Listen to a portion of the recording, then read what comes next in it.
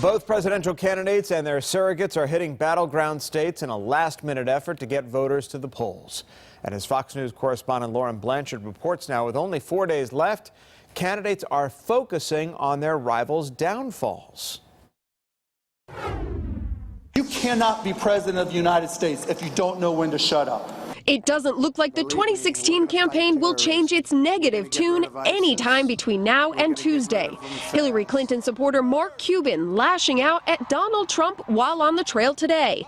With only 4 days left, the candidates are focusing on their rivals' weaknesses instead of touting their own strengths.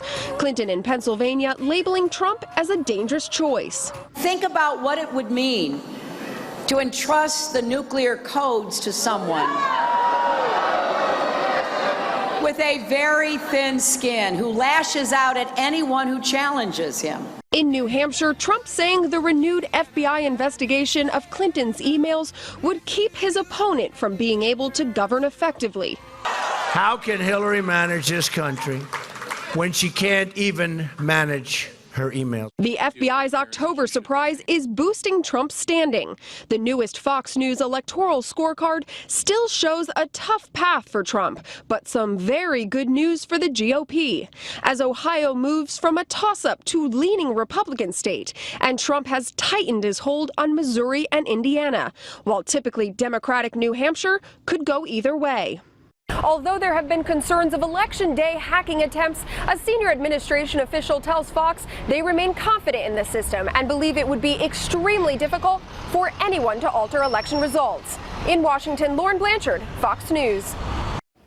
And strong early voting turnout in Georgia setting new record numbers. According to the Secretary of State's office, more than 2 million people voted early as of this morning, and those numbers will rise as voters continue to vote early.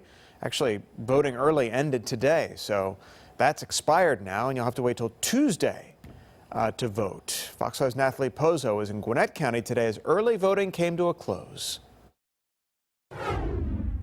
Well, there were some people that did not make that 7 o'clock cutoff. When we got here tonight, there were about 200 people inside the Lucky Shoals Rec Center waiting to cast their ballot, and that line spilled out here into the parking lot. Some people waited 2.5 hours to cast their ballot, with the last person being able to vote here at 9:30 tonight. About 2 hours and 20 minutes. Hour and a half, almost 2 hours. Hundreds waiting in long lines to cast their ballot on the final day of early voting. Okay, I've been here since 5:30, and now it's 7:30.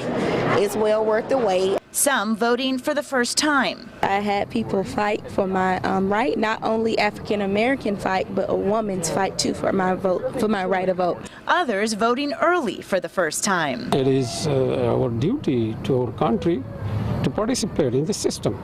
At this polling site in Gwinnett County at the Lucky Shoals Park Community Recreation Center, you can see the line wrap around the basketball court, into the lobby, and out into the parking lot.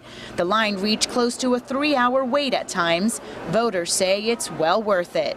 So many people died for that ability for you to have that right to do it, so I think it'd be wrong for me not to exercise that vote. The Secretary of State's office says this early voting period saw record numbers, with more than 2 million Georgians casting their ballots early, shattering the 2008 record. I know on Tuesday the line will be even longer, and that's a school night for me to get the kids down and whatever for the next day, so today will work better. Polls are closed! At 7, according to state law, the polls closed, leaving some not able to cast their ballot. You will need to vote on Election Day. Not many countries offer these opportunities to their citizens in the world, so we should appreciate this. And it was a long day for poll workers and voters who waited again in those long lines. But people out here tell me it shows great spirit that people waited that long to cast their vote. Reporting in Gwinnett County, Nathalie Pozo, Fox 5 News. Still ahead, the County